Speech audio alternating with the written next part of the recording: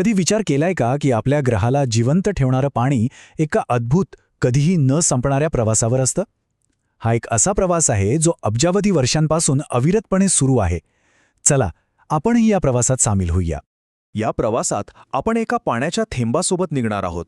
तो समुद्रातून आकाशात कसा जातो आणि तिथून पुन्हा जमिनीवर परत कसा येतो हे सगळं आपण अगदी जवळून पाहणार आहोत. आपला ग्रह अवकाशातून निळा दिसतो, बरोबर? याचं कारण म्हणजे पृथ्वीचा तब्बल 71% भाग पाण्यानेच व्यापलेला आहे. हे पाणी आपल्याला बर्फ, गोड पाणी, समुद्राचं खारं पाणी आणि अगदी हवेतल्या वाफेच्या रूपातही दिसतं.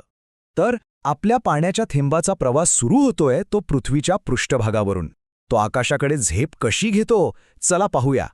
या प्रवासाची पहिली आणि सगळ्यात महत्त्वाची पायरी आहे बाष्पीभवन. यात होतं काय की सूर्याची उष्णता पाण्याला मिळते, ज्यामुळे पाण्याचे थेंब हलक्या वाफेत बदलतात आणि हळूहळू आकाशाकडे जायला लागतात. खरं तर सूर्यच या संपूर्ण जलचक्राचा मुख्य चालक म्हणजे इंजिन आहे. त्याची प्रचंड ऊर्जाच महासागर, नद्या आणि तलावांमधलं पाणी वर उचलते आणि या कधीही न संपणाऱ्या प्रवासाला गती देते. बरं, आपला पाण्याचा थेंब आता वाफ बनून वातावरणात वर पोचला आहे. आता पुढे काय? आता वेळ आहे ढग तयार होण्याच्या एका जादुई प्रक्रियेची.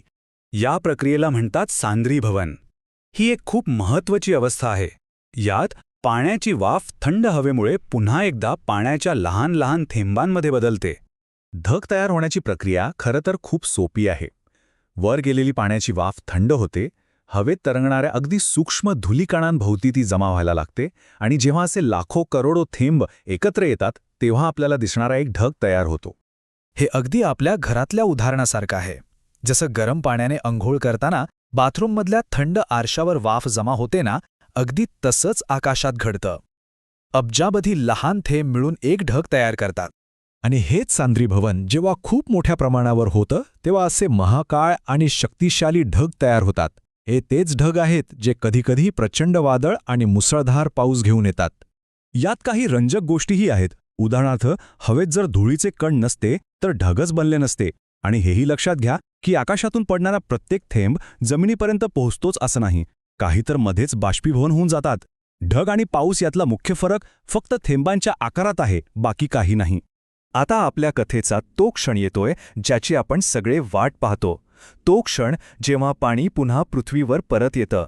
या प्रक्रियेला आपण पर्जन्यवृष्टी म्हणतो. जेव्हा पाण्याच्या थेंबांचं वजन इतकं वाढतं की ढग त्यांना सांभाळू शकत नाही, तेव्हा ते पाऊस, बर्फ किंवा गारांच्या रूपात खाली कोसळतात. पण थांबा, सगळा पाऊस एकाच प्रकारे पडतो का? नाही, तो कसा तयार होतो यावरून त्याचे वेगवेगळे प्रकार ठरतात.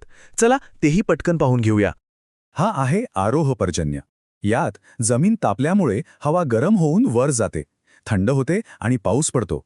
विषुववृत्तीय प्रदेशात अनेकदा दुपारनंतर असा पाऊस पडतो. याला म्हणतात प्रतिरोध पर्जन्य.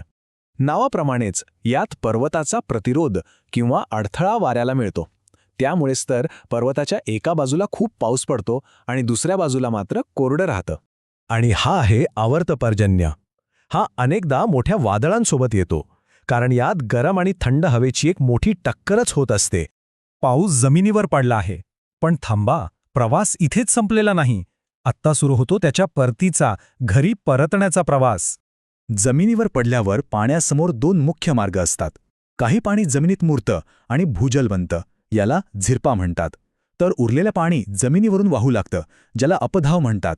हेच पाणी मग ओढे आणि नद्यांमधून पुन्हा समुद्राकडे निघतं. आणि या परतीच्या प्रवासाचा सर्वात महत्त्वाचा भाग हाच आहे. समुद्राकडे परत जाताना हेच पाणी आपल्या सर्वांची जीवनरेखा ठरतं. ते वनस्पती, प्राणी आणि माणसांची तहान भागवतं आणि या सृष्टीला जिवंत ठेवतं. आणि अशा प्रकारे ही कथा पुन्हा सुरुवातीला येते, जिथे हे चक्र कधीही न संपण्यासाठी पुन्हा एकदा नव्याने सुरू होतं. तर हे आहे जलचक्र, एक परिपूर्ण नैसर्गिक प्रणाली जी पाण्याची शुद्धता टिकवते आणि या ग्रहावरील प्रत्येक जीवासाठी आवश्यक आहे. समुद्रापासून आकाशाकडे, तिथून जमिनीवर आणि पुन्हा समुद्राकडे. याचा एक सुंदर अर्थ आहे की पृथ्वीवरचं पाणी कधीच संपत नाही किंवा नव्याने तयार होत नाही. ते फक्त आपलं रूप आणि जागा बदलत असतं.